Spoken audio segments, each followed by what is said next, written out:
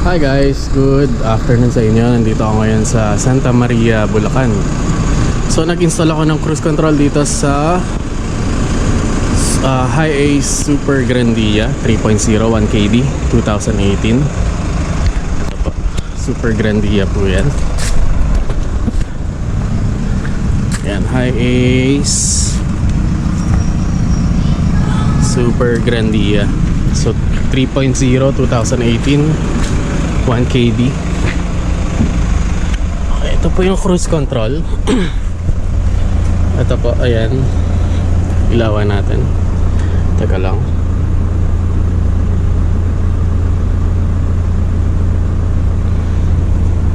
Ayan.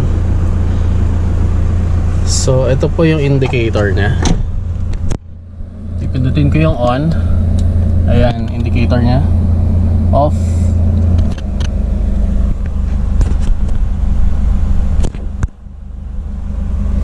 Off, on. Okay. So working siya dito sa 2018 Super Grandia 1KD. So pwede po mag-install ng 2016 hanggang 2020. Basta 3.0 1KD. Okay, so ngayon magte-test drive kami. Okay guys, continue ko na lang yung video. Okay guys, ito na. Testing na kami ng cruise control. Naka-on na po yung cruise control niya. Yes. Naka 40 ka na. Set. Pwede ka na mag-set.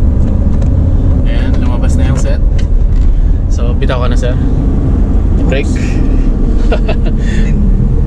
Alanganin. Ayan, so sir, si sir ang nagda-drive ng kanyang van. 2018 Super Grandia 3.0 1KD. Set. Bitaw sir. Ayan, so di siya nakapak sa gas pedal. At ang takbo namin ay 60. So maintain po yan. Maintain ang speed. So working po ang cruise control guys sa 2018 Super Grandia automatic transmission. So ayan po, naka cruise control. Hindi po siya nakapak sa gas pedal. 70 ang takbo. Okay, nandito kami sa NLEX. So working po sa automatic transmission. Hindi po nakapak sa gas pedal. Ayan po, maintain po ang takbo niya. Okay guys, working. Good afternoon. So ito, na-testing namin yung cruise control at working siya. Working po sa 2018 Super Grandia 1KD. Okay.